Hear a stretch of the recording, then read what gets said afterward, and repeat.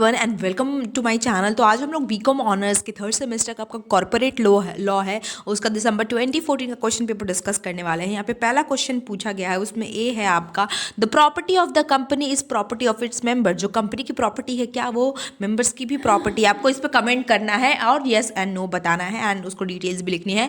B है, A was the managing director, MD of a company. His appointment condition was that he shall not, during his service or afterwards, entails the customer of the company. His employment was terminated. उसको terminate कर दिया after some time. He formed a company. उसके बाद उसने एक company form की to carry his own business that inside the customer. He wanted the separate entity protection that it is the company and not him who is enticing the customer. Decide if he and his company are one and the same. सिर्फ वही same ऊपर वाला question है, उसको थोड़ा सा अलग करके पूछा है कि क्या कंपनी और उसके मेंबर सेम होते हैं या अलग होते हैं। सी है, right a short note on association not for profit.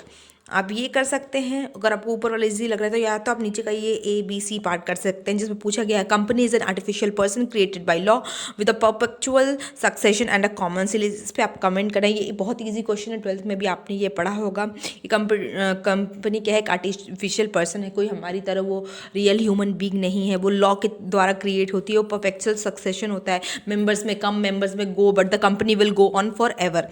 और next state the procedure for converting private company into public company. अगर आप प्राइवेट कंपनी है तो कैसे आप कन्वर्ट हो जाएंगे पब्लिक कंपनी में? आपको डिस्टिंग्विश करना है प्री इनकॉर्पोरेशन और प्रोविजनल कॉन्ट्रैक्ट के बीच में। सेकंड है आपका, write a note on self prospectus.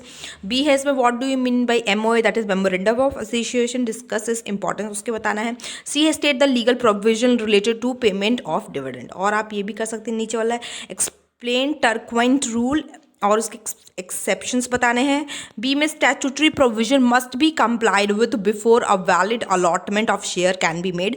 सी है, prospectus of a company contained statement that the company had been paying dividend consistently for the past year.